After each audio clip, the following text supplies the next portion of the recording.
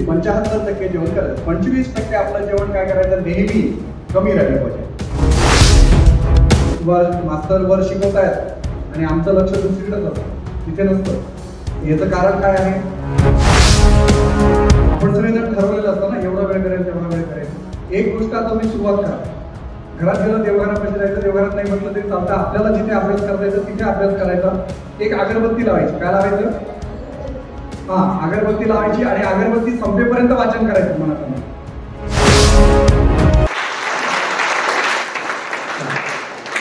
आता जे इथे असं आता इथे काय नवीन बाबा होणार आहे, काय आम्हाला ऐकायला मिळणार आहे, किती वेळ आम्ही आता इथे बसायचं, या माणसाला सहन करायचं, या प्रेशर खाली आले आहेत ना सगळे. तर आता त्याच्यातून बाहेर निघायचं. सगळ्यांनी असं एकदम ताट बसायचं है ना. ताट पण बसायचं, रिलॅक्स बसायचं. अगदी हाताची घडी घातलीच पाहिजे असं काही नाही.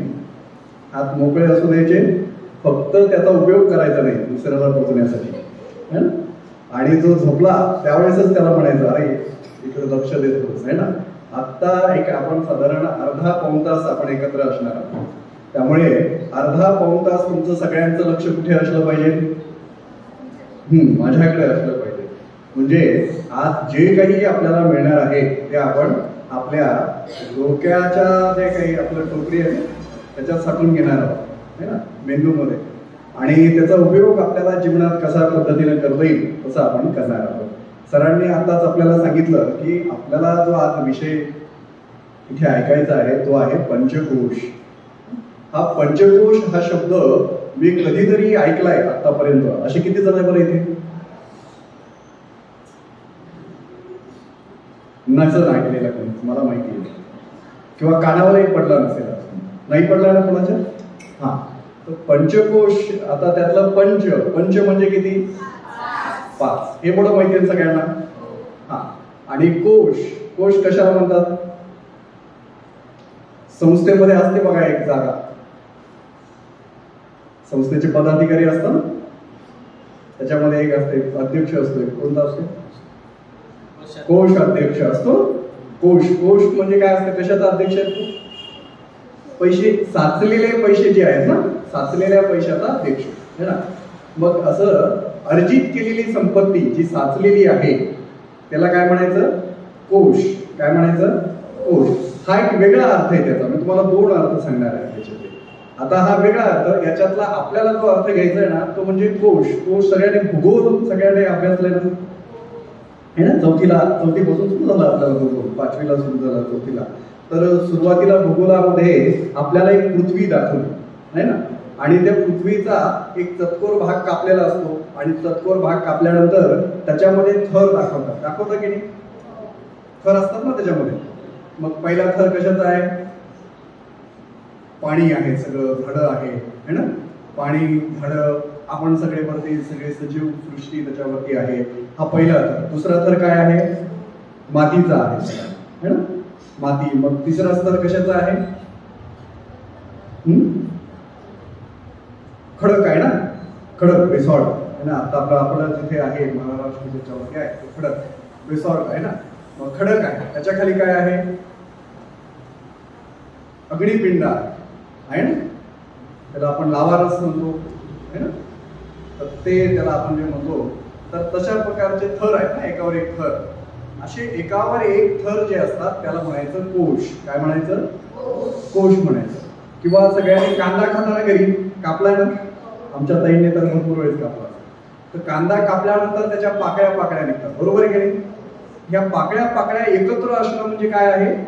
कोश है ना. जी गोष्ट एकत्र असते, एकावर एक असते, एकत्र नाही, एकावर एक असते है ना.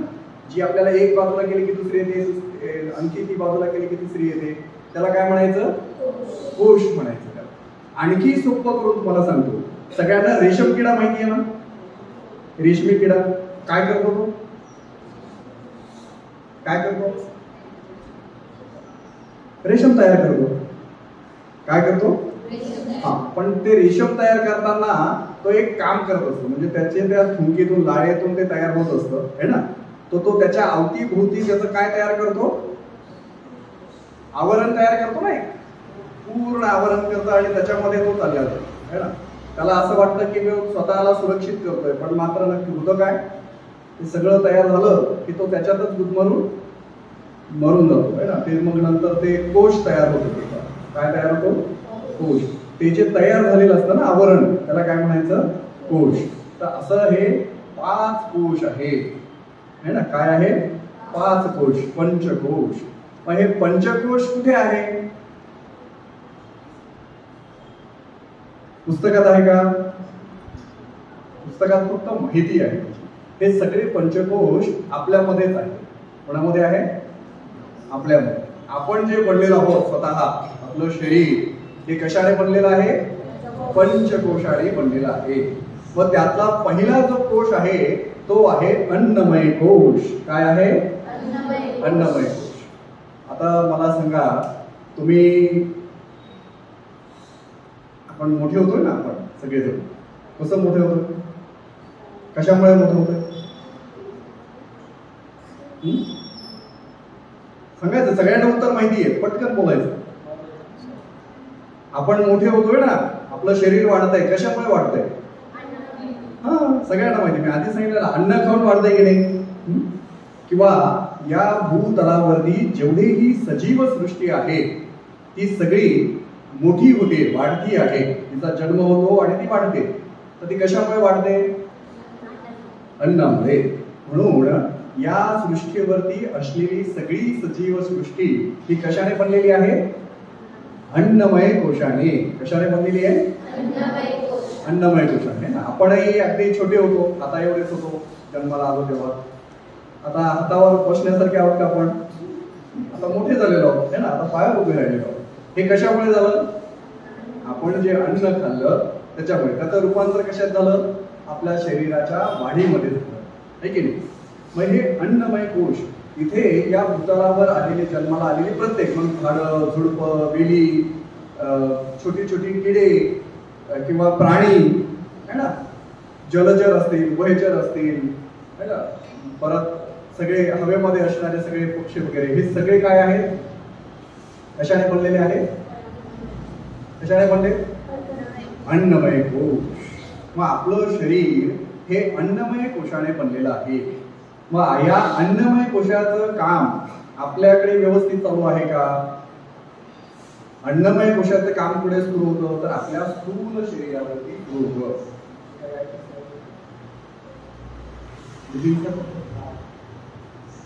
आपण बघतोय पहिली व्हिडिओ आहे ना,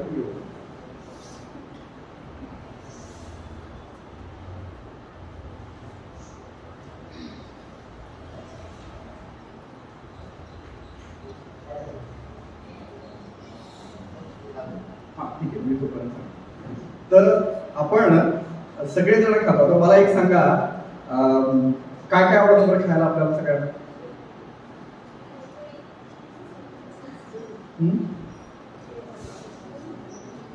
खायला काय काय आवडतं? वेफर्स आवडतात सगळ्यांना है ना? आवडतात सगळ्यांना वेफर्स. बाहेर बर्गर तर ते खाल्लं नसेल इथे, वडापाव बाहेरचा है ना, भजी. आणि काय खातो आपण बाहेर? काय काय खातो ते सांगा. पाणीपुरी, आणखी भेळ खातो, आणखी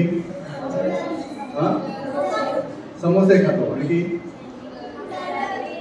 हा. मी आधी म्हणजे हे ठामपणे मी सांगू शकतो की इथे बसलेल्यापैकी जवळजवळ 80% मुली, 80% मुलं मुली यांचं जे काही रोजचं खाणं पिणं चालू आहे ना, ते सगळं हे बाहेरच खाण्यापिण्यावर चालू आहे.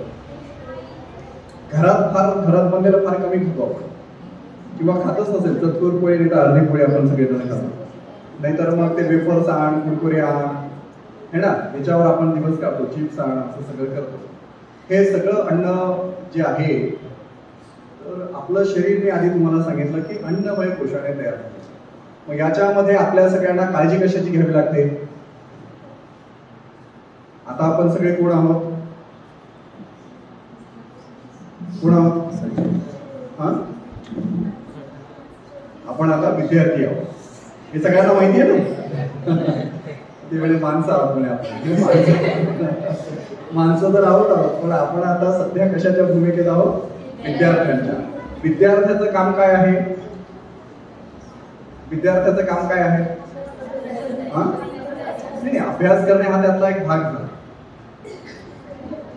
विद्यार्थ्याचं काय आहे काम? विद्या अर्जन करणं, विद्या घेणं. काय आहे? आम्ही आम्ही शिकवायला जातो लोकांना. आपण लोकांना विद्या द्यायला जातो आतापासून, होतं की नाही? आपण म्हणतो आहे तू असं नको करू, असं कर, असं म्हणतो सगळ्यांना. अरे त्याने असं नाही करायला पाहिजे, असं केलं पाहिजे, आहे ना? आपण लोकांना शिकवायला जातो. पण आपण आता सध्या काय केलं पाहिजे? स्वतः शिकलं पाहिजे. आपण विद्यार्थी आहोत. विद्या अर्जन करण्याचं आपलं सगळ्यांचं काम चालू आहे ना? आणि हे विद्या अर्जन करण्यासाठी मग अन्नमय कोश हा फार महत्वाचा विषय आहे. अन्नमय कोश काय करतं आपल्यामध्ये काम?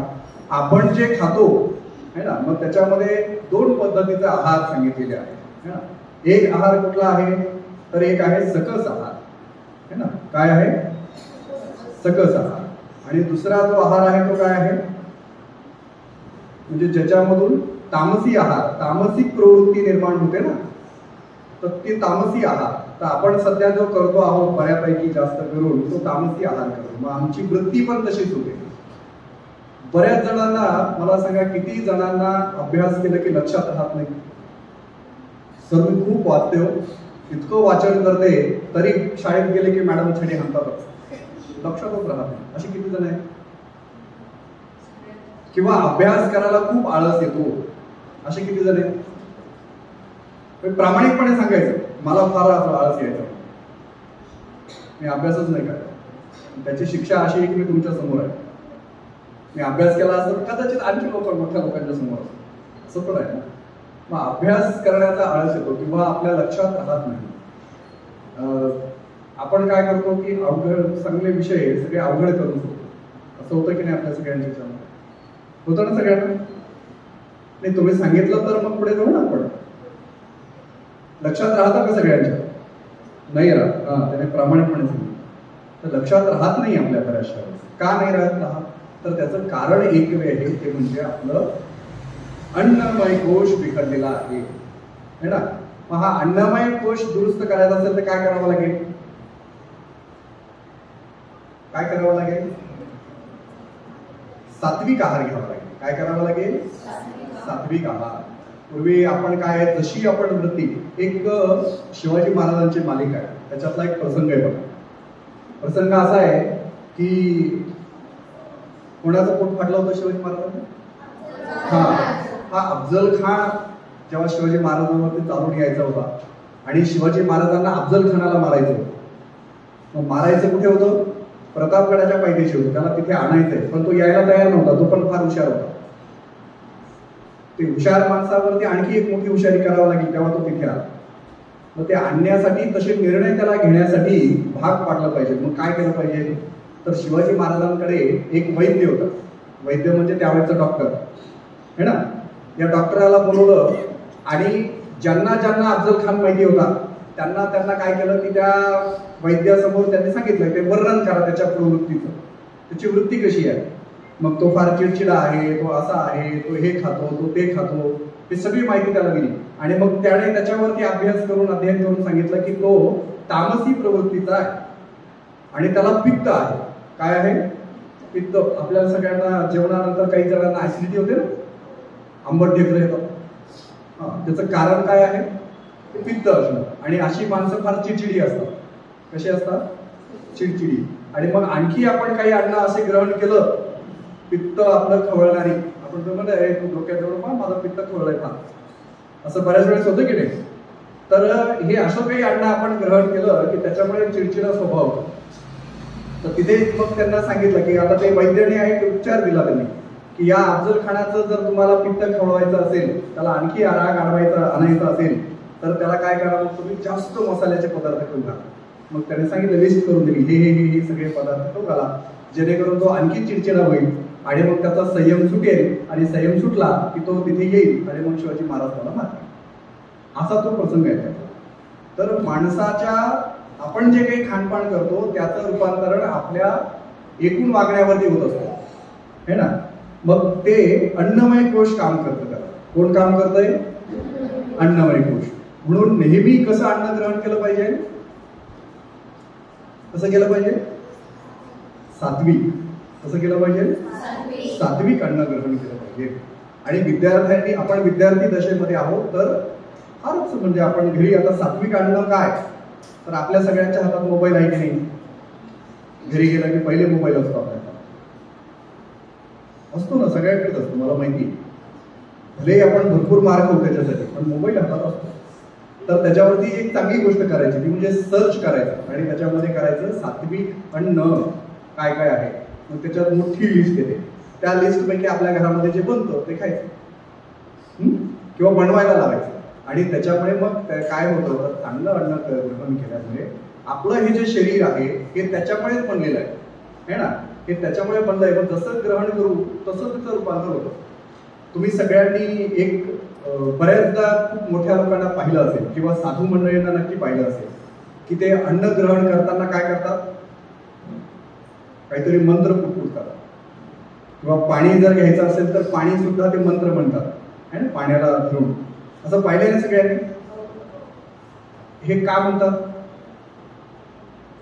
याचं कारण असं आहे की आपण जे काही मंत्र म्हणतो ते मंत्र सगळी विश्व कल्याणाची आणि आपल्या कल्याणासाठीचीच असतात. ती काही वेगळी मंत्र, ते जादूटोना नसतो त्याच्यामध्ये. ते अन्न त्या प्रवृत्तीचं असतं, त्या प्रवृत्तीचं बनतं. म्हणजे त्याला बनवणारी व्यक्ती कोण आहे, ती कशा प्रवृत्तीची आहे, तिनं कसं ते तयार केलेलं आहे. म्हणजे आपली आई बनवते ना बऱ्यापैकी घरामध्ये. आई जर आनंदी असेल आणि आनंदी असताना तिने जर अन्न केलं तर ते अन्न आपण खाल्लं तर आपण पण दिवसभर आनंदी राहतो. आणि ती जर चिडलेली असेल, रागात असेल किंवा तिला आळस आलेला असेल आणि आपण तिने तसं प्रवृत्तीनं बनवलेलं ते अन्न आणि ते आपण ग्रहण केलं की आपणही दिवसभर तसंच असतो. त्याचा परिणाम आपल्यावर लगेच जाणवतो. एवढी ताकद त्या अन्नामध्ये असते. म्हणून आपल्या याच्यामध्ये सांगितलं की आंघोळ करून स्वच्छ होऊन मग स्वयंपाकाला लागलं पाहिजे आणि सगळं त्याच्यानंतरच जेवण केलं पाहिजे. जेवणही सूर्य उगवला की मग जेवलं पाहिजे आणि सूर्य मावळला की त्याच्या आधी जेवण केलं पाहिजे. म्हणजे सूर्य उगवल्याच्या आधी काही खाल्लं नाही पाहिजे आणि सूर्य मावळल्याच्या नंतरही नाही खाल्लं पाहिजे. तुम्ही म्हणत असाल तर आम्ही तर रात्री 11-12 वाजता जेवायला, काही काही 9 वाजता 8 वाजता आमचा टाइमच येतो. मुळात ते जे जेवण आहे ते आपल्या शरीराच्या काहीही उपयोगात नसतं है ना, हे आपल्या शास्त्रात दिलेलं आहे. मग त्याचा उपयोग आपल्या अन्नमय कोशाला विकसित करण्यासाठी होतो. आता इथे एक स्लाइड दिलेली आहे विज्ञानमय कोश.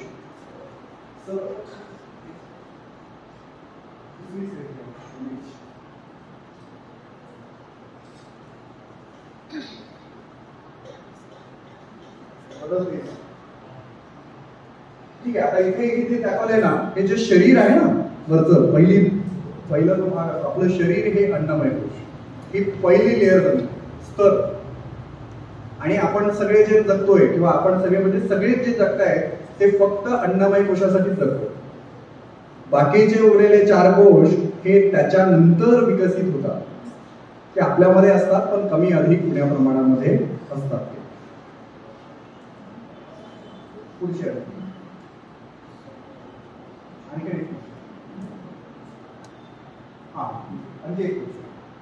ठीक ते करतात. आता इथे अन्नमय कोशची सगळ्यात शेवटची साखळी आहे का नाही, बघताय ना तुम्ही. आता ही अन्नमय कोश आहे सगळ्यात शेवटची साखळी म्हणजे काय, तर आपलं शरीर आहे. काय आहे? आपलं शरीर हे अन्नमय कोशाने बनलेलं आहे. मग मी जसं तुम्हाला सांगितलं की आपण जसं अन्न ग्रहण करू तशा पद्धतीची आपली वृत्ती असेल. आपण जर समजा शाळेत गेलो आणि शाळेत गेल्यानंतर आपल्या जे लक्षात बसत नाही त्याचं कारण हेच असतं की आपण अन्न व्यवस्थित ग्रहण करत नाही. मग त्याची वेळ पण आहे. मी तुम्हाला सांगितलंय कधी करायचं जेवण, सूर्य उगवल्यानंतर आणि सूर्य मावळायच्या आधी जेवण करायचं है ना, तर त्या अन्नाचा उपयोग आहे. तर हे सगळं आपण केलं तर किती जेवण केलं पाहिजे?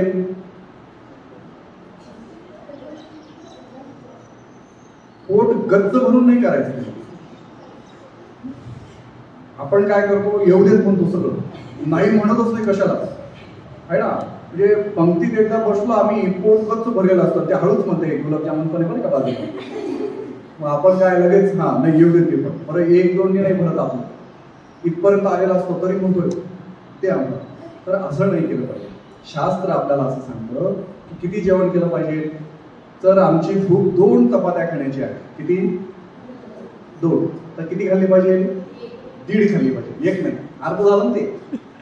1.5. 75% जेवण करायचं. 25% आपलं जेवण काय करायचं? नेहमी कमी राहिलं पाहिजे. त्याचं कारण काय? आता जर तुमचं पोट दुखतं ना, पोट दुखणं म्हणजे आमच्यासाठी फार परवानीच असते. आता ते गरज नाहीये खरं तर. 3 वर्षाचा तुम्हाला सुट्टीचा काळ मिळेल. 2 वर्ष सुट्टी होत्या ना कोरोना काळामध्ये. इतक्या सुट्ट्या आम्हाला मिळालंच नाही. आम्हाला 1 सुट्टी मिळावी त्याच्यासाठी रोज बहाणा करावा. पोट दुखते आहे आता म्हणून मला जायला जमणार नाही शाळेत. आणि शाळेची वेळ टळली की आमचं पोट दुखणं बरं व्हायचं. आहे ना असं? किती जण करतात तुम्ही? असं नाही ना कोणी. हा, तर जास्त अन्न ग्रहण केलं की त्याने काय होणार? पोट दुखणार, गॅस तयार होणार. आणि पित्त जे आहे ना, मी आधी जे सांगितलं ते आपलं पित्त वाढणार. आणि पित्त एकदा वाढलं की आपली चिडचिडा स्वभाव होतो. त्याचा एकूण परिणाम आपल्या प्रकृतीवर पडतो, आपल्या तब्येतीवर पडतो. म्हणून कसं जेवण केलं पाहिजे? नेहमी कमी, म्हणजे थोडंसं कमी केलं पाहिजे. तुम्ही म्हणा सर फारच कमी करायचं नाही. डाएट करायचा नाही सांगितलं मी. डाएट नाही करायचं. आपली भूक एवढी थोडीफार अशी बाकी ठेवायची. बऱ्यापैकी पाणी त्याच्यामध्ये प्यायचं. पाण्याचा तो भाग असेल त्याच्यासाठी करायचं. तर हा जो भाग आहे तो अन्नमय कोशाने तयार झालेला आहे. आता मी एकदा तुम्हाला येथे ते भाग पाडतो. म्हणजे आधी जे तुम्हाला सांगितलं ना कोश, आधी मी तुम्हाला जे सांगितलं ना की एकावर एक जो थर असतो ना, तसं हे थर आहे. सुरुवातीला आपल्याला जे करायचं आहे ते जे आहे हे जो भाग आहे ना अन्नमय कोश, ही जी वायरची कडी आहे ना ही सगळी, त्याच्यातच आपण सगळेजण आहोत. म्हणजे आपली सगळी सृष्टी जी आहे, जेव्हा जे आपल्या या अन्नमय कोशाचीच आपली सगळी धडपड जी असते ती फक्त कशासाठी असते? अन्नमय कोश प्राप्त करण्यासाठी असते. सगळेजण याच्यातच असतो. पण खरी गंमत ही त्याच्या पुढे गेल्यावर असते. त्याची पुढची जी स्टेज आहे ती काय आहे? प्राणमय कोश. प्राणमय कोश काय आहे?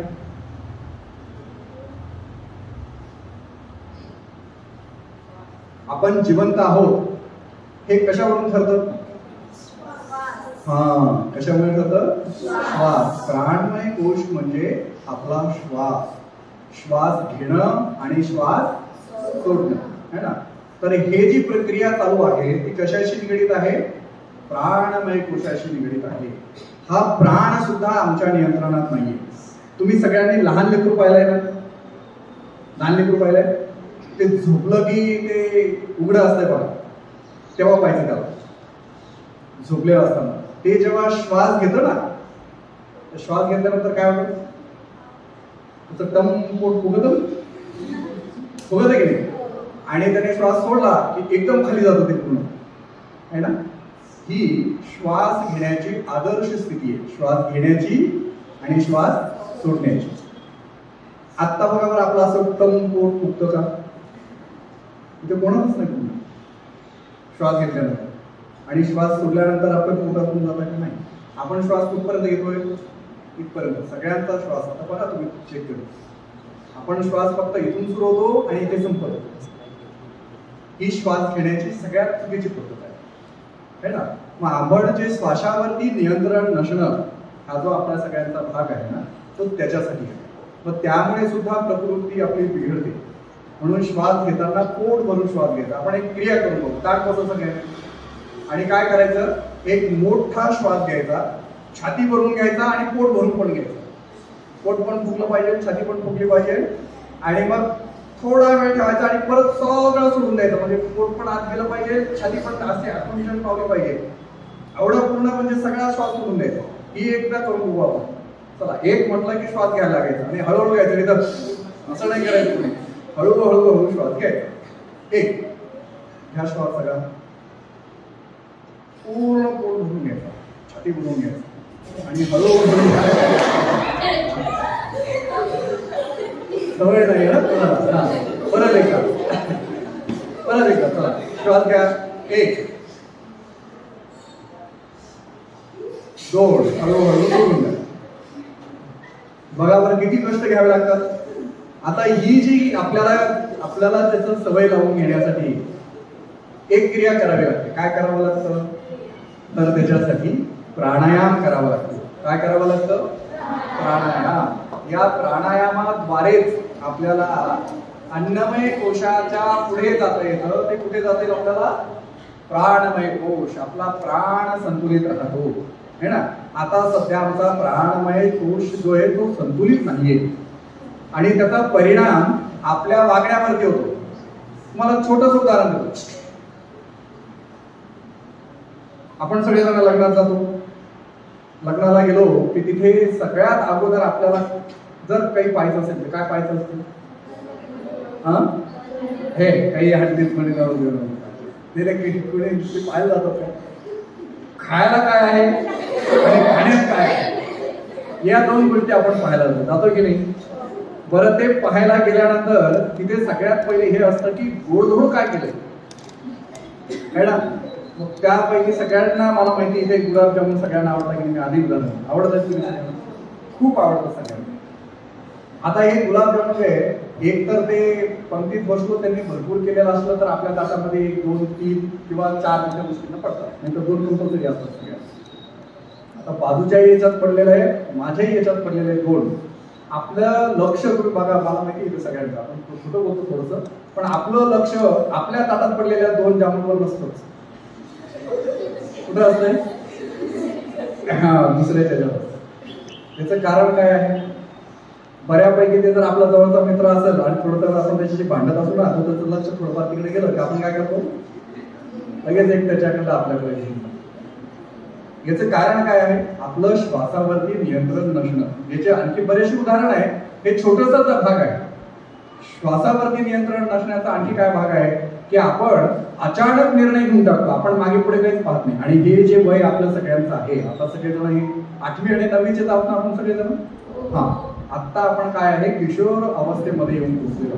आपल्यामध्ये भरपूर आता शारीरिक बदल व्हायला लागलेले आहेत. ते आपल्याला जाणवायला पण लागतात. त्या बदलामुळे आपलं मन हे चंचल व्हायला लागतं, स्थिर नसतं आणि प्रचंड शक्ती आपल्यामध्ये संचार करते असं वाटतं. आणि त्या शक्तीचं रूपांतरण मग कशामध्ये आपण करतो?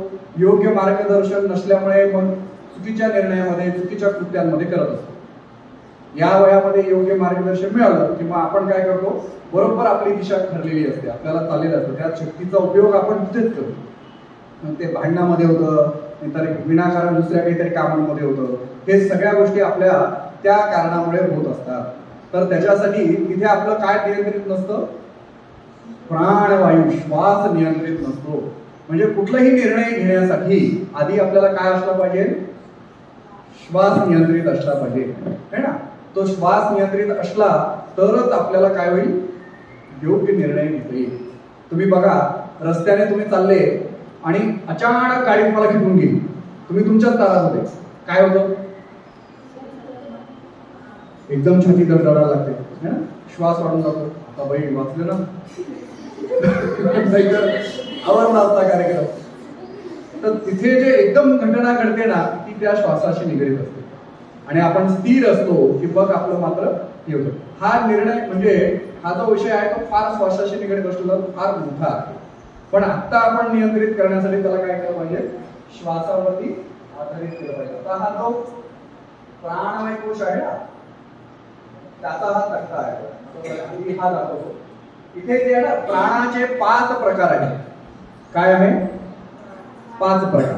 त्याचे 5 प्रकारापैकी जो पहिला आहे ना, तो आहे प्राण. म्हणजे मी तुम्हाला आधी सांगितलं काय आहे? श्वास. दुसरा जो आहे अपान, समान आणि उदान आणि व्यान. असे त्याचे 5 प्रकार आहेत. हे तीनही प्रकार आपल्या शरीरामध्ये कार्य करत असतात. कशा पद्धतीचं काम करतात सांगतो त्याला. आता त्यातला जो आहे, ही एक आपली एकूणच मानवी आपलं शरीर आहे. याच्यातला जो पहिला जो भाग आहे ना, प्राण, तो कुठे काम करतो? तर इथे काम करतो. नाकापासून तर आपल्या फुफ्फुसांपर्यंत. कुठपर्यंत? नाकापासून तर फुफ्फुसांपर्यंतचा जो भाग आहे तिथे कोण ऍक्टिव्ह असतं? प्राणवायू.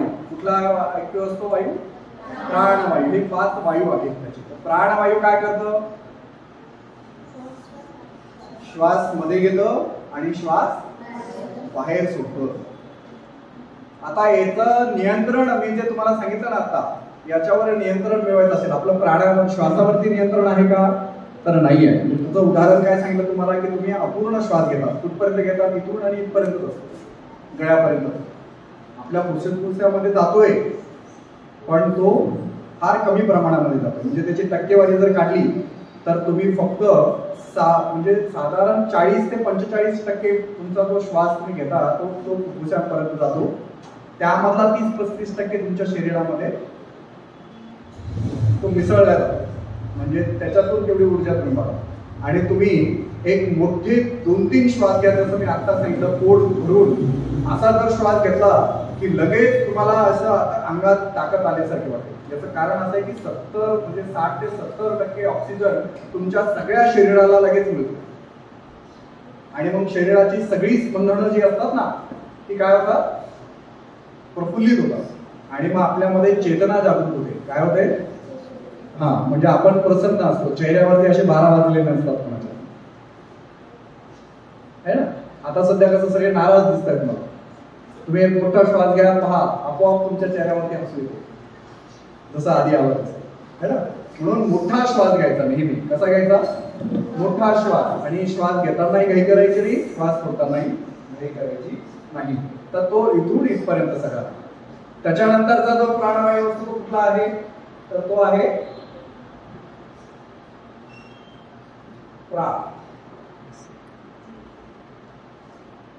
समान वायू. नंतर काय आहे? समान वायूचं जे काम आहे ते आहे आपल्या फुफ्फुसांपासून ते नाभीपर्यंत. त्याच्यामध्ये काय तिथेच फार मोठी गडबड आहे बरं का. समान वायू त्याचं काम आहे. या समान वायूचं काम आपण जे अन्न ग्रहण केलेलं आहे ते अन्न ग्रहण केल्यानंतर त्याला पचवल्यानंतर जे काही घटक शरीराला आवश्यक आहेत ते घटक तयार करणं, ते घटक तयार झाल्यानंतर त्याला डिस्ट्रीब्यूट करणं, आपल्या सगळ्या शरीरामध्ये पसरवणं, हे काम कोणाचं आहे? समान वायूचं. आपल्या समान वायू आहे ते बघा. आपल्या शरीराचा बिंदू पण समान कुठे आहे? नाभीपासून ते छातीमधला जो भाग आहे ना आपला, हा जो भाग आहे एवढा, हा आपला मध्यबिंदू समान. तराजू कसा असतो है ना? हा जर बिघडला की प्राणवायू पण बिघडतो आणि अपानवायू पण बिघडतो. हा सगळा बिघडण्याचं कारण हे त्याचा आहे. मग त्याच्यासाठी काय केलं पाहिजे? भस्त्रिका सारखा प्राणायाम आहे. काय आहे? भस्त्रिका. तुम्ही पोट आत बाहेर घेता का? तो एकदम श्वास मध्ये बाहेर सोडायचा असतो, असं करतो ना आपण. ते पोट मध्ये पण घ्यायचं असतंय आणि श्वास सोडायचा असतो, है ना? ते केलं की त्याने काय होतो?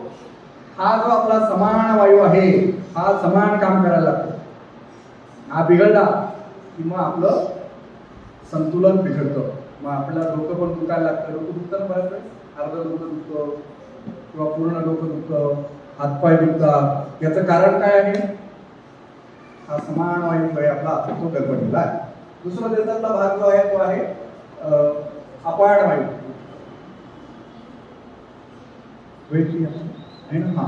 अपान वायू. आता हा जो अपान वायू आहे ना तो नाभीपासून ते पायापर्यंत काम करतो. याचं कामही फार महत्वाचं आहे. अपान वायूचं काम काय आहे? तर तुमच्यामध्ये जे काही जेवण केलंय, जेवण केल्यानंतर जे काही आता पचण्यासारखं नाहीये, ज्याच्यात सगळे आवश्यक घटक काढून झालेले आहेत, ते घटक बाहेर टाकण्यासाठी काम करतात. मग आपलं करत असलेलं मलमूत्र विसर्जन जे आपलं होतंय ते सगळं कशामुळे होतंय? या अपान वायूमुळे. आता छोटासा गावरान शब्द आहे, ज्याला कणावं लागतंय ना हे सगळं करण्यासाठी, जोर द्यावा लागतोय, त्याचा अपान वायू बिघडलेला आहे असं त्याने समजून घ्यायचं. काय झालंय? अपान वायू बिघडलेला. आता हे सगळ्यांच्याच बाबतीतलं आहे. जे काही बाहेर जातं आपलं ते जाण्यासाठी अपान वायू फार महत्वाचा आहे. एवढंच नाही तर आमच्या ताईंना जो मासिक धर्म येतो तो सुद्धा या अपान वायूमुळे येतो. हा जर बिघडला तर त्यांचा मासिक धर्म तो बिघडतो. त्याच्यामध्ये अनियमितता निर्माण होते किंवा जे प्रसूती होते, बाळ येतं बाहेर, तर ते येण्याचं कारणही जे आहे तर ते अपान वायू आहे. किंवा आपण जी विष्ठा बाहेर टाकतो ती सुद्धा कशामुळे बाहेर येते? अपान वायूमुळे. मग हा अपान वायू बिघडला की आपलं पूर्ण शरीर संतुलन बिघडतं. हे त्याच्यावरती काम करतं. आणि त्याच्यानंतर शेवट उदान वायू आहे तो सगळ्यात वरचा उदाहरण वायूचं जे क्षेत्र आहे ते कुठे आहे? गळ्यापासून ते आपल्या मस्तिष्क पर्यंत. आता हे सगळ्यांना आहे ना मस्तिष्क सगळ्यांना मेंदू. त्याला उजागर करण्यासाठी भ्रामरी प्राणायाम केला जातो. काय केला जातं? त्याला जागृत करण्यासाठी. भ्रामरी प्राणायाम सगळ्यांना माहिती, सगळ्यांनी केलेला. सगळ्यांनी असं ताट बसायचं. ताट बसल्यानंतर एक मोठा श्वास घ्या. श्वास घेतल्यानंतर डोळे बंद करा आणि ओठ न उघडता मनाच्या मनात म्हणजे असा स्वर करा. असं करा.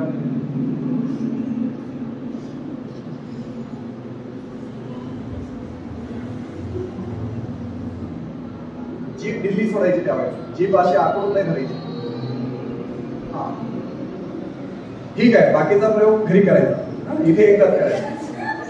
आता तुम्ही जे केलं ना केलं की कुठे कंपन तयार झालं? इथून ते इथपर्यंत कंपन तयार झालं. आणि हे जे भ्रामरी प्राणायाम आहे ना, विद्यार्थ्यांनी तर नियमित केला पाहिजे. रोज 10-15 वेळेस करायचा.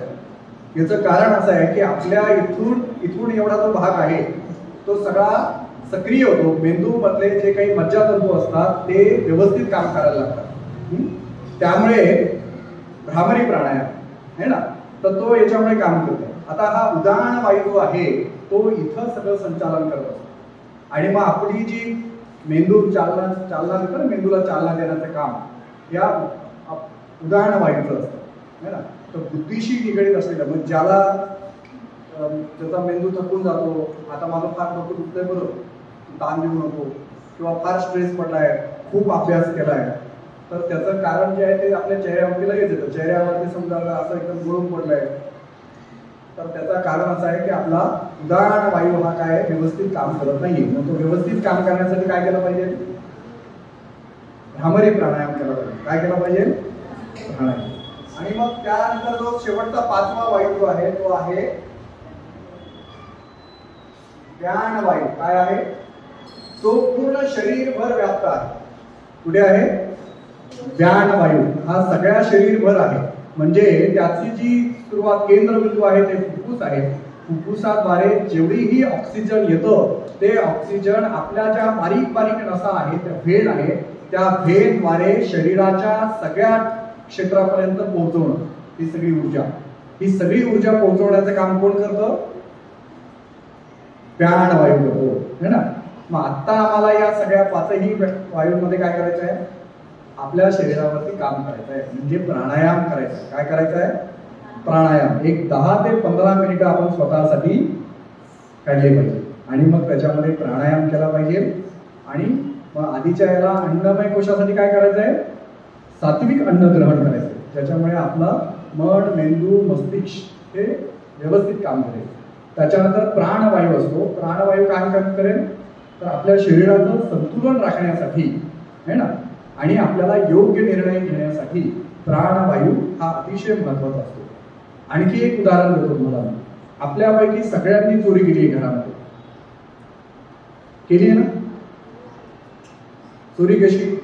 आई वडिलांना न सांगता जी काही गोष्ट करतो ती चोरी आहे ना. मग ही जी चोरी केली की त्यावेळेस काय होतं? तेवढ्यापुरतं काय होतं? छाती धडधडा लागते ना है ना, हृदय धडधडा लागतं, छाती ठोके वाढून जातात, प्राणवायू एकदम वाढून जातो, श्वास असा हे होतं. किंवा एखादी गोष्ट असं धरून चाला की तुम्हाला जी तुमचं मन ती गोष्ट करायला सांगत नाहीये, त्याला परमिशन देत नाहीये, पण तुम्ही ती बळजबरी गोष्ट करताय, त्यावेळेस काय होतं? धडधड होते ना. तिथं आहे श्वासावरती नियंत्रण नसणं.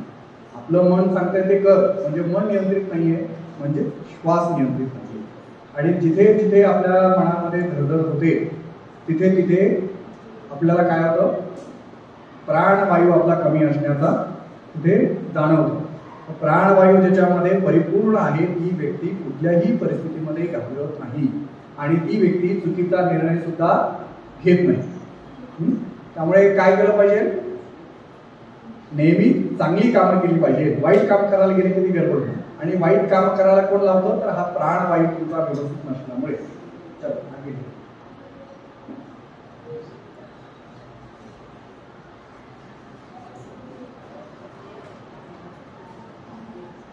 तर याच्यानंतरचा जो भाग आहे तो आहे मनोमय कोश. काय आहे? हा, या मनोमय कोशाची आता मी जसं सांगितलं ना, अन्नमय कोश हे काय आहे? आपलं शरीर. अन्नमय कोश काय आहे? आपलं शरीर आहे. त्याच्यानंतर प्राणमय कोश काय आहे? श्वास आहे. म्हणजे आता ही जी क्रिया आहे, म्हणजे अन्नमय कोश आपल्याला डोळ्याने दिसतंय ना सगळ्यांना? तुम्ही दिसताय ना? कोणी मिस्टर इंडियाने ऑस्ट्रेलियाने का तो दिसत नाही असं नाही ना कोणी? तर जो दिसतं तो काय आहे? अन्नमय कोश. आता या सगळ्या ज्या गोष्टी आहेत त्या सुप्त शक्ती आहेत. काय आहे? सुप्त शक्ती. या जागृत झाला की आपण परिपूर्ण व्हायला सुरुवात होते. तर त्याचा जो भाग आहे तो म्हणजे प्राणवायू. त्याच्यातला जो पुढचा भाग आहे तो म्हणजे काय? मनोमय कोश. आता हा मनोमय कोश जो आहे तो आपल्या सगळ्या मस्तिष्काशी जोडला गेलेला भाग आहे. त्याचा सगळा कार्यक्षेत्र कुठे आहे? मस्तिष्क. आपलं मन, जिथे आपण विचार करतो त्याच्याशी निगडीत असलेला हा सगळा भाग आहे. मग मनोमय आपलं मन हे सगळ्यात काय म्हणू आपण त्याला घातक गोष्ट आहे आपल्यासाठी. मन हे आपल्याला नेहमी संकटात टाकतं की नाही? याचं कारण असं आहे की आमचं मन आमच्या हातात नाही आणि ते आतापासूनच सुरू होतं सगळ्यांच्या. आता तुम्ही जरी इथं बसलेले असले, मधली सुट्टी झाली का? होऊन गेली ना? अच्छा, मग त्याचं जाऊ. आता शाळा सुटण्याच्या दिशेने आहे. आम्ही कधी सुटू आता इथून? हा बाबा कधी संपवेल? आम्ही घरी कधी जाऊ? मग आमची बाकीची कामं कधी करू? किंवा आणखी हजारो लाखो विषय असतात की जे मनामध्ये आत्ता या क्षणी यायला लागतात. आपलं मन जरी आता शरीराने बसलेलं असलो तरी आपलं मन आपल्याला सांगत राहतं, अरे काय बाबा या बाबाचं ऐकत बसलो, किती बोलून राहिलो. मग बाहेर कुठेतरी फिरायला जायला, मग बाहेर फिरायला गेल्यानंतर ते आपल्याला कुठेतरी घेऊन जातं वेगळ्याच विश्वामध्ये. त्याच्यातले बरेचसे असे जे गुंगलेले आत्मा आहेत ना, ते सगळे बाहेर फिरत आहेत है ना. मग त्यांना परत आणण्यासाठी, अटेन्शन करण्यासाठी आपल्याला असं जरा इकडे बघा, ताट बसा रे, इकडे पहा रे, असं करावं लागतं. म्हणजे ते लगेच मन स्थिर एका जागेवर येतं है ना. या मनाची गंमत अशी आहे की त्याच्यासाठी ते बहिणाबाईंचे एक ओळ आहे त्यांच्यासाठी. मराठीच्या बाई नेहमी ते सांगत असतात मला शिकवताना, किंवा तुम्हालाही सांगताना सांगतील की मन पढाय वडाय उभ्या पिकातलं ढोल, किती हाकला हाकला परी येतं पिकावर है ना. म्हणजे मन हे कसं आहे, त्या पिकामध्ये जसं म्हणजे काही जनावर चालायला येतात ना, पीक उभं आहे तिथे कोणी नसलं की ते चालायला येतात, त्यांना हाकललं की ते जातात पुन्हा तिथंच येतात. तसं आपलं आहे. आपलं मन कितीही एक ठिकाणी केंद्रित करा ते येत नाही. ते नेहमी काय करत असतं, भटकत असतं. त्याचं ते वरदानच आहे त्याला भटकत. त्याला एकत्र करण्यासाठी काय करावं लागेल? प्राणायाम करावा लागेल. आपलं मन स्थिर आहे का? नाही. मन स्थिर नसल्यामुळे आम्ही चुकीचे कामं करतो, निर्णय घेतो. आता त्याची फार मोठे नुकसान पण आपल्याला सगळ्यांना भोगावं लागतं, हे मन स्थिर नसण्याचे. आता तुम्ही सगळे लहान आहेत, त्यातले काही उदाहरणं आपल्याला देता येईल, परंतु त्याच्यामुळे काय होतं, आपलं नुकसान आपण करून बसतो. सगळ्या पद्धतीचं शरीराचं नुकसान करतो, मानसिक नुकसान करतो आणि आपलं एकूणच आपलं जे काही त्यातून नुकसान होणार आहे ते त्यातून होणारच. तर मन आपलं स्थिर नाहीये. मग ते स्थिर करण्यासाठी काय करावं लागेल? प्राणायाम करावा लागेल. काय करावं लागेल? प्राणायाम करावा लागेल. जर आपण ते नाही केलं गडबड होते. मग ते स्थिर करण्यासाठी 2-3 उदाहरणं तुम्हाला सांगतो. आपलं मन स्थिर का नाही?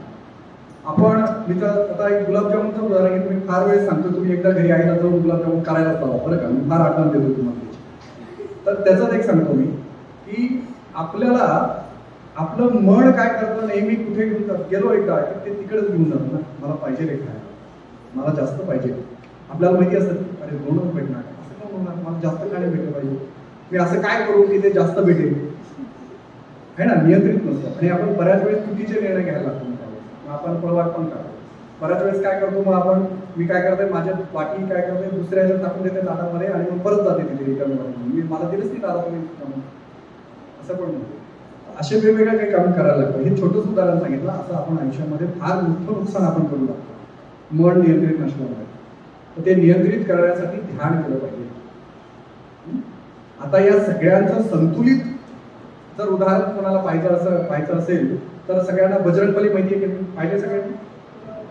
हा, आता बजरंगबली आम्हाला माहिती आहे, आम्ही रोज जाऊन तिथे घंटा पण बनवून येतो, लोक आपण पण येतो है ना. पण बजरंगबलीचं एक स्वरूप आहे, त्यांचं म्हणजे त्यांच्याकडे प्रचंड शक्ती आहे, पण ती कशी आहे? संयमित आहे. ते बुद्धिमत्ता वरिष्ठाम आहेत, म्हणजे सगळ्या बुद्धींच्या वर आहेत. जे बुद्धी जेवढ्याकडे आहे त्याच्याही वर आहे, पण कसे आहेत? भोळे आहे, म्हणजे फार नादान आहे असंही त्याच्यामध्ये आहे. त्याचं ते कुठे देखावा करत नाही. आणि त्यांनी जीवनात घेतलेले सगळे निर्णय हे कसे आहेत? योग्य पण आहेत, संतुलित पण आहेत आणि भरपूर विचार केलेले आहेत असं वाटतं. मग आपण सुद्धा काय केलं पाहिजे?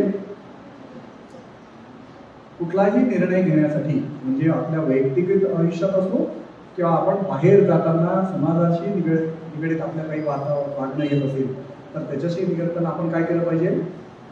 विचारपूर्वक सगळी कामं केली पाहिजे. आपलं हे मनोमय जे कोश आहे ते आपल्याला योग्य निर्णय घ्यायला लावतं, योग्य निर्णयापर्यंत पोहोचवतं. आपण आता जे काही आपल्यासाठी चांगलं आहे किंवा हे आपल्यासाठी चुकीचं आहे हे जे ठरवतो ते कशामुळे ठरवतो? मनोमय कोशामुळे. आणि आपली जी द्विधा अवस्था निर्माण होते ती द्विधा अवस्था हा मनोमय कोशाचा विकास परिपूर्ण झालेला नसल्यामुळे होते. बऱ्याच जणांना अभ्यास करूनही अभ्यासात मन लागत नाही, अभ्यास केला की लक्षात राहत नाही है ना. किंवा मास्तर वर शिकवतायत आणि आमचं लक्ष दुसरीकडेच असतं, तिथे नसतं. याचं कारण काय आहे? मन स्थिर नाहीये. हे फार याच्यावर भरपूर काम आपल्याला करावं लागतं, आयुष्यभर करावं लागतं. ते काही आत्ता केलं म्हणजे झालं असं होत नाही, त्यासाठी भरपूर काम करावं. त्यानंतरचा जो कोश आहे तो काय आहे? विज्ञानमय कोश. काय आहे? आता विज्ञानमय कोश म्हटलं की आपण जे शाळेत विज्ञान शिकतो त्याच्यापेक्षा ही पुढची स्टेप आहे. ते तशाचा भाग नाहीये. तर विज्ञानमय कोशामध्ये आपल्याला कुठलीही कृती करत असताना त्या कृतीचं परिणाम काय आहे हे परिणाम जिथे आपण विचार करायला लागतो ना त्याला काय म्हणायचं? विज्ञानमय कोश. जिथे परिणामाचा विचार आम्ही करायला लागतो त्याला. मग आता हे परिणाम करण्यात आता त्यातल्या बऱ्याचशा गोष्टी असतात की ते म्हणजे आपल्या बुद्धीला चालना देणार असतात. हे सुद्धा कशाशी निगडीत आहे? विज्ञानमय कोश कशाशी निगडीत आहे? बुद्धीशी निगडीत आहे. आता हे बुद्धीला चालना देण्यासाठी ना आपली बुद्धी आता आपण सगळेजण इथे बसलेल्यांचा प्रत्येकाचा बुद्ध्यांक काढला की तो फार वेगळा येईल, कमी जास्त अधिक है ना, असं सगळ्यांचं असतं. आपल्यामध्ये कोणी हुशार असतं, कोणी ढ असतं, कोणी कसंही असतं. पण सगळ्यांना सारखा मेंदू दिलाय की नाही, सारख्या वजनाचा दिलाय की नाही आहे ना, सगळ्या सारख्याच पद्धतीचा आहे का नाही. पण त्याचा उपयोग कसा करायचा आहे तो ज्याच्या त्याच्या वातावरणानुसार, परिणामानुसार, त्याच्यावर होणाऱ्या संस्कारानुसार होतो है ना. मग तसं हे प्रकार आहे. तर विज्ञानमय कोशामध्ये आपल्याला प्रत्येक गोष्टी समजण्यासाठी त्याचा उपयोग होतो. काय काय करतो आपण? शाळेमध्ये एखादा टॉपिक चालू आहे तो समजावून घ्यायचा. आपल्याला अवघड कुठली गोष्ट जाते?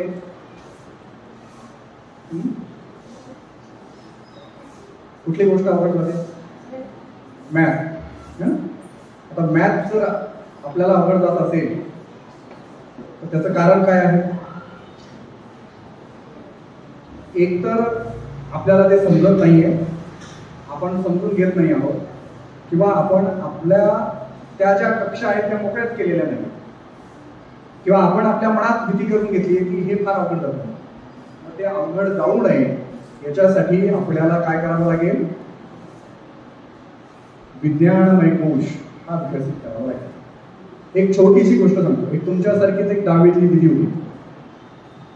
तिने एका विज्ञान प्रदर्शनामध्ये, तिथे विज्ञान एक्झिबिशन होतं, प्रदर्शन नव्हतं तिथे, म्हणजे तिथे आपले आविष्कार एकत्र आणायचे होते. तुम्ही काय नवीन प्रयोग केला आहे हे घ्यायचं होतं. आणि तिथे महाराष्ट्रातल्या नामांकित सगळ्या कंपन्या आलेल्या होत्या ते आयडिया विकत घेण्यासाठी.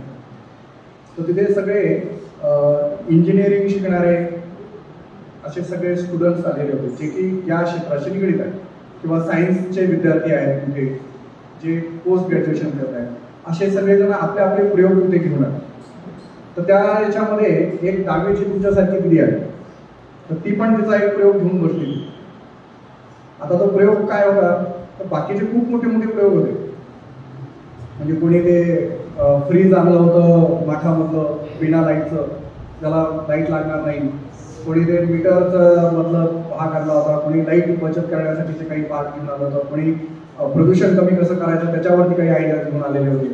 पाणी कसं हरवायचं कसं जिरवायचं त्याच्यावर आयडिया घेऊन आले होते.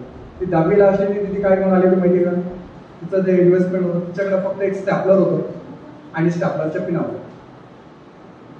त्याच्यात तिने काय डोकं लावलं असेल, काय नाही, तिने 3 रंग लावले त्या स्टॅपलरच्या पिनांना. एक वरती लावला हिरवा, मध्ये लावला पिवळा आणि शेवटी लावला लाल कलर. आता ते 3 कलरचे तिने पिना तयार केल्या आणि त्या स्टॅपलरमध्ये भरल्या. आता ते जे कंपनीतले लोक आले होते तिच्या असे बाजूला उभे राहिले. तर ते म्हणे बाई तू काय आणला नवीन, तिने सांगितलं मी हे स्टॅपलरचे पिना आणले. मग याचा काय उपयोग आहे, तर तिने कागदावरती त्या स्टॅपलरचे पिना मारायला लागले. म्हणजे आता या जेवढ्या हिरव्या पिना संपत नाही म्हणे, तर असं समजायचं आपल्याकडे भरपूर पिना आहे, तर मारत राहायचं म्हणे स्टॅपलर पिना. पिवळ्या झाल्या की आता समजायचं आपल्या अर्ध्याच्या वर संपलेल्या आहेत आणि रेड कलरच्या सुरू झाल्या की आता समजायचं एक 10-12 पिना आपल्या स्टॅपलरमध्ये राहिल्या. सोपं आहे की नाही, आपल्याला असं वाटतं की नाही. पण ही आयडिया कोणाच्या डोक्यात आली, त्या कंपनीवाल्याच्या पण नाही आली ज्याच्या त्या पिना बनतात ते. त्याच्यामुळे काय होतं, याचं नुकसान सरकारी योजना म्हणजे सरकारी कागद जिथे जास्त स्टॅपलर करावं लागतात ना तिथे फार होतं. ते स्टॅपलर करत करत जातात आणि एकदमच ते पिना संपून जातात आणि ते पूर्ण कागद खराब होऊन जातो. त्याचं फार नुकसान होतं. मग ते कळण्यासाठी काय केलं तिने, तेवढं केलं. ती तिची आयडिया एका कंपनीने 2 लाख रुपयामध्ये विकत घेतली. किती रुपयात घेतली, 2 लाख रुपये दिले तिला, तिथंच जागेवरती चेक. आणि म्हणजे आता ही आयडिया आमची झाली कंपनी. तर असं हे कशाचं कारण आहे, हे कारण कशाचं आहे, तर काहीतरी नवीन इनोव्हेटिव्ह म्हणजे शोधण्याचा प्रकार लावणार. आता तुम्हाला जे आहे या विज्ञानमय कोशाचा जो उपयोग आहे ना, तो आपल्या जीवनामध्ये वेगवेगळे प्रयोग करण्यासाठी. एक आणखीन एक ताई होती, ती काय करायची, तिचा भूगोलाचा मास्तर कदाचित एखादा हुशार असेल, त्याला सांगितलं होतं की तुम्ही काय करा, खूप असे बाहेर तुम्ही गेले की डोंगरां आपण फिरायला जातो बरं, डोंगरांकडे जातो किंवा नद्यांमध्ये जातो, असं फिरत असतो. तर तिथे गेल्यानंतर वेगवेगळ्या कलरचे खडे सापडतात. निळ्या, हिरव्या, पिवळ्या कलरचे, लाल कलरचे खडे पाहिले का तुम्ही सगळे, ते असे खडे गोळा करून आणा म्हणे एक दिवस, असं सांगितलं त्यांनी. तिने आणले गोळा करून. तिला ते फार छान वाटले वेगवेगळे कलरचे खडे. ते तिचा छंदच होऊन गेला. ती काय करायची, जेवढ्या मोठ्या वेळेमध्ये असंच फिरायला गेली की ते असे खडे गोळा करायचे वेगवेगळ्या कलरचे. आणि एका विज्ञान प्रदर्शनामध्ये ते सगळे तिने जमा केलेले 1-2-3 वर्षामध्ये असे खडे मांडले होते. आणि मग ते सगळं त्यांनी तिथं सगळं वैशिष्ट्य सांगितलं तिने, हा या खड्यापासून बनलाय, याला हे रंग येण्यासाठी एवढे दिवस लागतात, त्याला तेवढे दिवस लागतात. तिने छान अभ्यास त्याच्यामध्ये केला आणि तिचं महाराष्ट्र स्तरावरती पहिला क्रमांक. आणि कितवीची मुलगी होती, तर ती मुलगी होती 8वीची. कितवीची मुलगी होती, 8वीची. आणि ती जेव्हा प्रदर्शनाला गेली त्यावेळेस 10वीला गेली. जेव्हा ती करायला लागली त्यावेळेस 8वीला. म्हणजे आपल्याला आपला छंद काय करतो, एक आपल्याला ओळख पण निर्माण करून देतो ना सगळ्यांना. तर तो भाग कशाशी आहे, विज्ञानमय कोशाशी निगडीत आहे. तो अभ्यासाशीही पण निगडीत आहे. तर त्याला अभ्यासाशी कसं निगडीत करायचं, हे आपल्या एकूण बुद्धिमत्तेच्या आधारावरती आधारित आहे.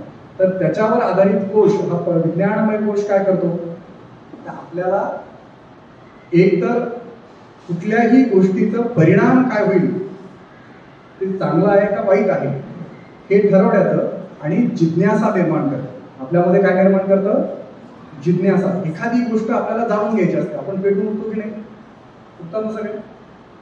सर ही नवीन गोष्ट तुम्ही सांगितली, मला ही जाणून घ्यायची.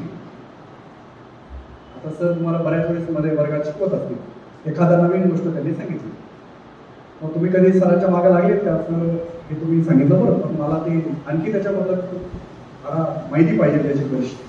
ही जी मनामध्ये निर्माण होते ना, त्याला काय म्हणायचं, जिज्ञासा. ही जिज्ञासा निर्माण व्हायला पाहिजे. आपल्यामध्ये होईल का, होते का. सिद्धार्थ नावाचा एक मुलगा होता, तो सिद्धार्थ नावाचा मुलगा साधारण किती वर्षाचा असेल तर एक 7-8 वर्षाचा असेल. त्याची मावशी त्याला सांभाळत होते, त्याला आई नव्हती. आणि त्याच्या दिमतीला जवळजवळ 2-2.5 हजार लोक त्याच्या दिमतीला होते त्याचं काम करायला. म्हणजे त्याला कुठलंही दुःख मिळालं नाही पाहिजे, सगळं सुखच पाहिजे त्याच्या आयुष्यामध्ये, असं त्याच्या वडिलांनी आई वडिलांनी मावशीची सांभाळत होते अशी व्यवस्था करून ठेवलेली. आणि मग त्याला सांभाळण्यासाठी हे सगळे लोक, म्हणजे दुःख हे त्याला दिसलंच नाही पाहिजे. तो सिद्धार्थ इतका म्हणजे जिज्ञासू होता की त्याला भयंकर प्रश्न पडायचे, इतके प्रश्न पडायचे की त्याच्यापासून हे जे 2,500 लोक त्याच्या नोकर होते ना त्याचे त्याला सांभाळायला, हे सगळे त्याच्याजवळ पळून जायचे अक्षरशः. इतके तो प्रश्न, एका प्रश्नाला एक प्रश्न, एका प्रश्नाला एक प्रश्न. मग त्याच्या सगळ्या प्रश्नांची उत्तरं मावशी द्यायची, कारण मावशी आईच होती ना ती. आईकडे सगळ्या प्रश्नांची उत्तरं असतात आपल्या, म्हणजे लहानपणी जेवढे प्रश्न पडतात आपल्याला तेवढे सगळे आईकडे असतात. म्हणजे तिला येऊ ना येऊ, ती शिकलेली असो नसो, ती बरोबर उत्तर देते. तर तसं ती तेव्हा त्यांच्याकडून मिळायची. तो विचारायचा बाबा हे असं का, त्याला उत्तर दिलं की मग असं करून पुढे त्याच्यावर वेगवेगळे प्रश्न. हा जो प्रश्न विचारण्याचा त्याचा जो भाग होता ना, तो त्याला इतका मोठा करून गेला की आज आपण त्यांना भगवान गौतम बुद्ध म्हणतो. काय म्हणतो? ज्यांनी जगाला मार्गदर्शन दिलं. याचं कारण काय आहे? प्रश्न विचारणं, प्रश्न पडले पाहिजे. तुमच्याकडे इतके प्रश्न पाहिजे, तुम्ही शाळेत गेले की प्रश्नांचं पोतं घेऊन जाईल.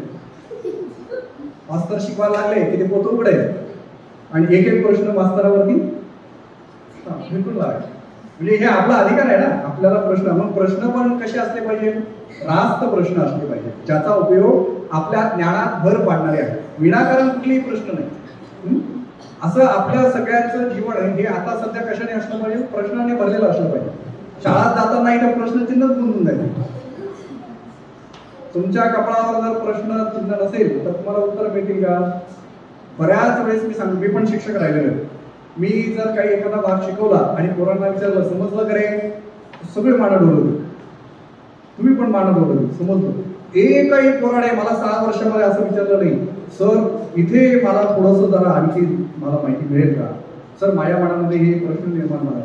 हालाकी मी माझ्याही पोरांना सांगायचो, अरे तुम्ही येताना घरून प्रश्नाचा फोटो भरून निघालो, आधीच वाचून यायला, म्हणजे तुम्हाला मला उत्तर देता येईल. मला त्यांनी 6 वर्षामध्ये एकदाही कामाला लावलं नाही. शिक्षकांना कामाला लावायचं काम कोणाचं आहे? आपलं आहे ना. तुम्ही जर त्यांना प्रश्न विचारला नाही तर ते म्हणते अरे वा एवढे चांगले देवावाडी आपल्याला पोरं भेटली.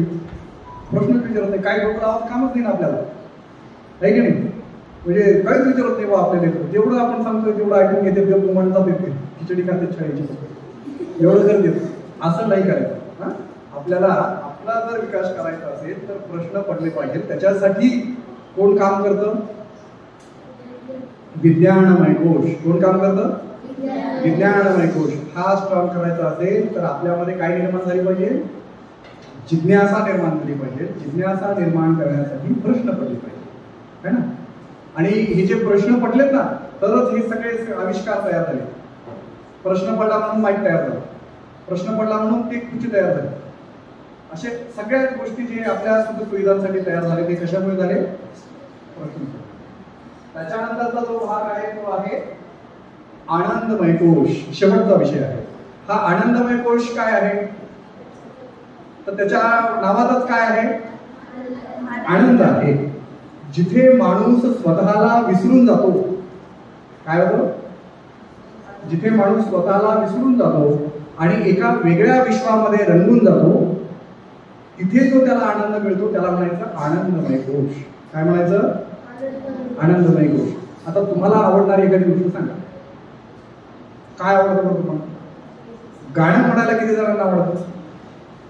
हा, म्हणजे गाणं म्हणणं वाईट नाही, खूप चांगली गोष्ट आहे. कुठलंही गाणं म्हणा, आताची जरी गाणी म्हणते तरी चालेल.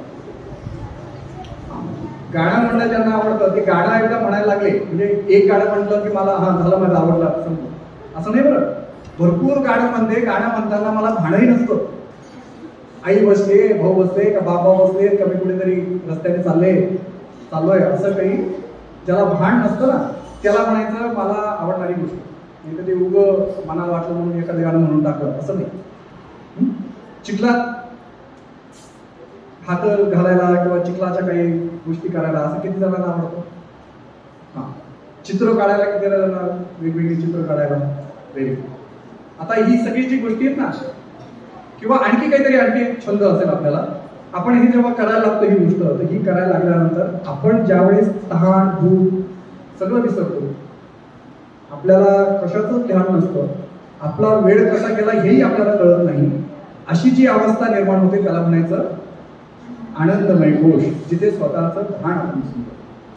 त्यात एक आणखी संतांच्या भाषेमध्ये सांगायचं म्हटलं की त्याची ब्रह्मानंद टाळी लागते. काय लागते? ब्रह्मानंद टाळी. एकदा त्याने नामस्मरण करायला लागला की नामस्मरण करता करता तो इतका तल्लीन होऊन जातो की त्याच्या लक्षातही येत नाही सकाळचा संध्याकाळ कधी जाईल. तर हा जो आनंदमय कोश आहे हा तिथे काम करतो. मी खरं तर त्याचा एक प्रयोग घेत असतो, सगळ्यांना डोळे बंद करायला लावतो आणि नुसतं नाचायला लावतो. करायचा का प्रयोग? हा, नाही करायचा? कोणीच आनंद घेत नाही बा जीवनामध्ये, असं त्यातला भाग आहे. म्हणजे निराशाच बनली ना आपल्याला. आणि डोळे बंद करायचं, म्युझिक नाहीये, काही नाहीये, हे जे काही बाहेरचं सगळं ऐकू येतंय त्यालाच म्युझिक सांभाळायचं आणि त्याच्यातच आपलं व्हायचं, नाचायचं. हे आपण विसरून चाललोय ना. आपण काय करतो, कोणी बघतोय का, कोणी पाहतोय का, कोणी नाव ठेवेल का, याच्यातच फार परेशान आहोत आपण सगळेजण. आणि बाहेरूनच चांगलं दिसायचा प्रयत्न करतो. आज मी बरी आहे का, मी आज बरा आहे का, सगळं ठीकठाक आहे का, हे सगळं काय करतो आपण बाहेरून लोकांना दाखवण्यासाठी. आतून आपण काय म्हणून त्याला किती नाराज आहोत, किती दुःख साचलंय, त्याच्याकडे लक्षच देत नाही. तर ते बाहेर काढण्यासाठी काय करावं लागेल? आनंदमय कोश. हा आनंदमय कोश तुम्हाला तुमचं अस्तित्व विसरायला लावतो, एका वेगळ्या जगामध्ये घेऊन जातो. कुठे घेऊन जातो? वेगळ्या जगामध्ये. मग तुम्ही एखादी कृती तुम्हाला आवडणारी करायला लागली की ती जी कृती करताना तुम्ही विसरलं सगळं, त्याला काय म्हणायचं? आनंदमय कोश. असे एकूण 5 कोश आहेत, है ना. तर त्यातला पहिला कोश काय आहे? आनंदमय. अन्नमय कोश. दुसरा कोश काय आहे? प्राणमय कोश. तिसरा कोश काय आहे? मनोमय कोश. चौथा कोश काय आहे? विज्ञानमय कोश. आणि 5वा कोश काय आहे? आनंदमय कोश. असे हे पंचकोश आपल्यामध्ये आहे. त्याचा विकास हा त्या कृतीमध्ये होतो. ते करत गेलो की मग आपल्याला त्याच्यातल्या काही गोष्टी करायला लागतात. तर हे सगळं त्याच्याशी निगडीत आहे.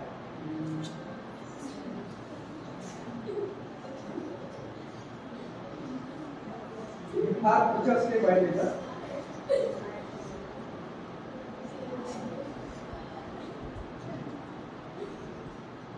हे आपलं ब्रेन आपण किती त्याला यूज करतो असं म्हणायला नाही पाहिजे. ते एका चित्रपटामध्ये डायलॉग कडे ना, अनयूज ब्रेन, त्याची बाजारात विकायला भरपूर किंमत मिळेल, त्याचा वापरच कधी झाला नाही का मेंदूचा. मेंदूचा वापर करायचा, ते जितकं वापरेल तितकं ते काय होईल? जास्त सक्रिय होईल. आपण त्याला वापरलंच नाही तर काय होईल? ते अनयूज होईल ना. ते त्याचा वापर काहीच नाही, अनुपयोगी पडणारा भाग आहे. त्याला सक्रिय केलं पाहिजे, चेतना त्याला दिल्या पाहिजे. त्याच्या चेतना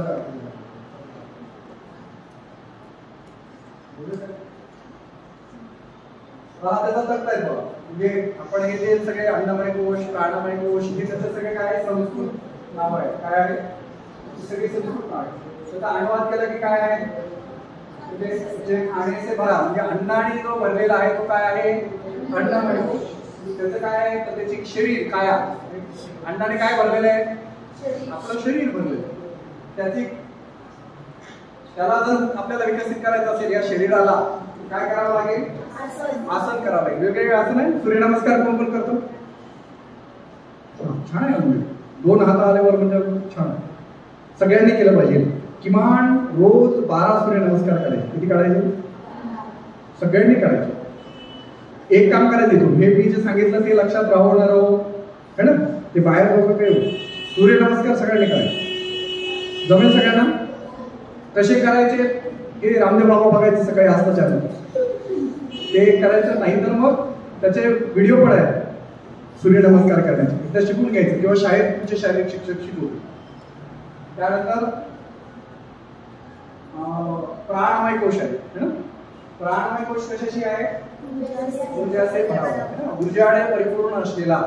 आणि त्याचं व्याख्या कशावर केली होती? ऊर्जावान शरीर, ज्याचं आळशी शरीर आहे, ज्याला नेहमी आळस येतो, कंटाळा येतो काम करण्याचा, त्याच्यामध्ये प्राणवायू किंवा प्राणमय कोश हा कसा आहे? कमी आहे, तो विकसित झालेला नाहीये है ना. मग आपल्याला जरा ताजं व्हायचं असेल तर त्याच्यासाठी काय करावं लागेल? प्राणायाम करावा लागेल. आसन वेगळं, आसनामध्ये तुम्ही जिमला जिम पण येतं बरं का, त्याच्यामध्ये व्यायाम, उठा बशा असेल, दंड बैठका असेल, हे सगळं त्याच्यामध्ये. तर हे आपण वरती केलं पाहिजे या वयामध्ये. सगळे किती जण व्यायाम करतात? सूर्यनमस्कार करतात, रोज व्यायाम करतात, किमान अर्धा तास चालतात, सर चालतात म्हणजे मला माहिती आहे, सरांबरोबर एकदा मी पण गेलो. तर एवढेच कमी आहे. किती कमी आहे बघा, म्हणजे आपल्या बाकीच्यांचं शरीर किती स्थूल आहे. काय केलं पाहिजे? काय केलं पाहिजे? हा, रोज किमान अर्धा तास.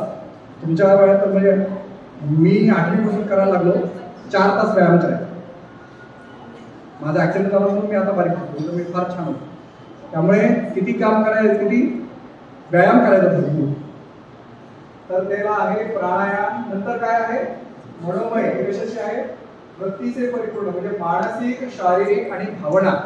मनोमय हे त्याच्या तिन्ही याच्यावर काम करतं. आपल्या मनावरती करतं, शरीरावर काम करतं आणि भावना आपल्याला ज्या जागृत होतात वेगवेगळ्या ते. आणि त्याचं काय आहे? पुष्टीद्वारा विश्राम. हे याचा एक शब्दाचा प्रयोग असा आहे की या सगळ्याला संतुलित करण्यासाठी कुठेतरी विश्राम दिला पाहिजे. आपण त्याला संतुलित करत नाही ना. आणि हे मनोमय याच्यावरती काम करण्यासाठी खूप तपश्चर्या करावी लागतात. आता हे जे 12 वर्ष तप करतात, 10 वर्ष तप करतात, जे काही ऋषीमुनी होऊन गेले, ते सगळे कशासाठी आहे? ते याच्यासाठी काम करतात. त्याच्यासाठी करतात ते विश्राम मिळण्यासाठी त्या गोष्टींना. आता ते याचा अर्थ आपल्या सगळ्या एकूण 5 ज्या गोष्टी आपल्यामध्ये असतात, काम, क्रोध, लोभ, मद, मत्सर, या ज्या 5 गोष्टी असतात ना, या गोष्टी कंट्रोल करण्यासाठी, त्याला विश्राम देण्यासाठी हे आहे. हे सगळे कशामुळे होतं? मनोमय कोशामुळे होतं. हा फार मोठा पुढचा भाग आहे. त्यानंतर आहे विज्ञानमय कोश, है ना. हे कशाचे आहे?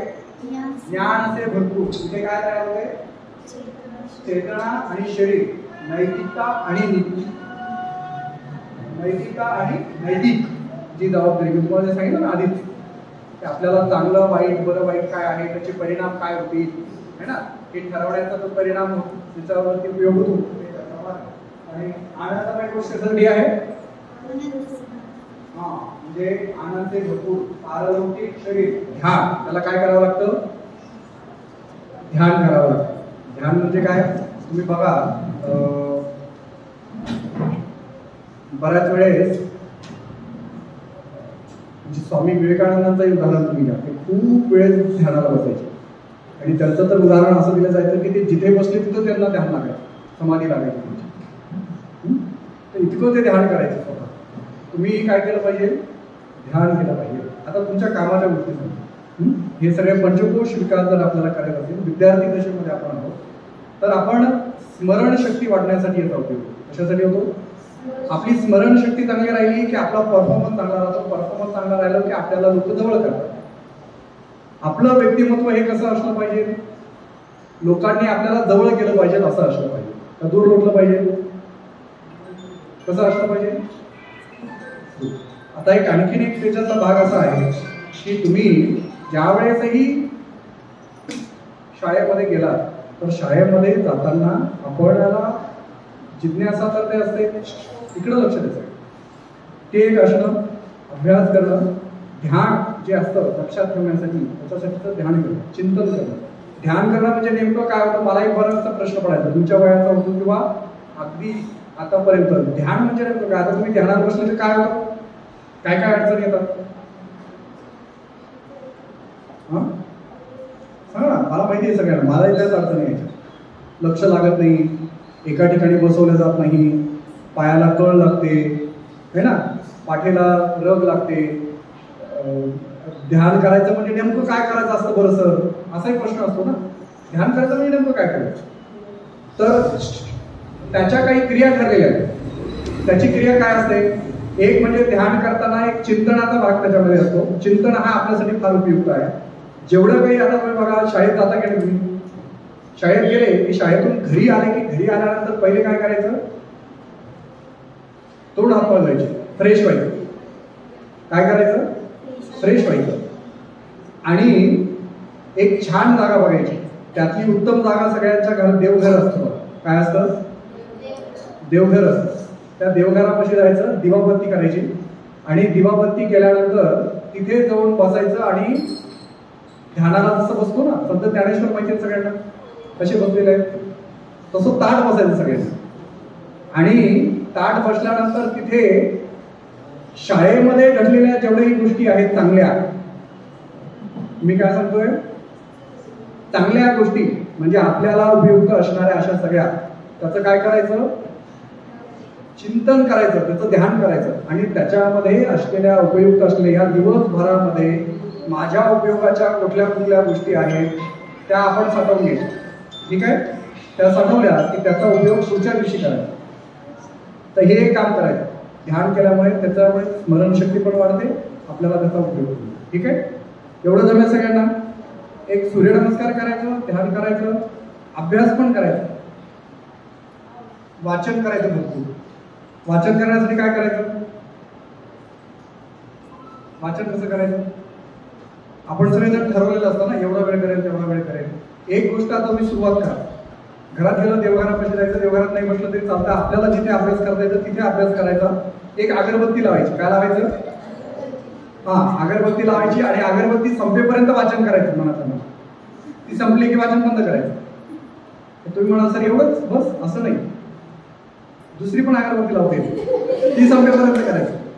असं स्टॅमिना वाढवायचं. ठीक आहे? असं करून आपल्याला आपलं ज्ञान वाढवण्यासाठी त्याचा उपयोग होतो. आता याच्यातला एकच भाग करायचा, आपण चांगलं खाणं, सात्विक जेवण ग्रहण करणं, श्वासावरती नियंत्रण ठेवणं, जिज्ञासूपणा आपल्यामध्ये असला पाहिजे, वेगवेगळे प्रश्न आपल्यामध्ये निर्माण झाले पाहिजे. हे सगळा जो आहे हा भाग आपण आपल्या जीवनामध्ये निर्माण करायचा आतापासूनच. ठीक आहे? आणि प्राणायाम, आसनं, व्यायाम करायचा. जमेल सगळ्यांना? हे करून घ्यायचं. हे एकदा आधी सुरुवातीला काय करावं लागतं? एक्सपर्ट व्यक्तीकडून त्याचं जाणून घ्यावं लागतं. त्याचे विपरीत परिणाम पण होतात. तर जो कोणी योग शिक्षक असेल किंवा आपले क्रीडा शिक्षक असेल त्यांच्याकडून हे शिकून घ्यायचं. एकदा आपल्याला शिकलं, माहिती झालं की आपण नियमित त्याला आपल्या दैनंदिन जीवनामध्ये त्याचा प्रयोग करायला लागेल. एवढं बोलू आणि माझ्या म्हणणं पूर्ण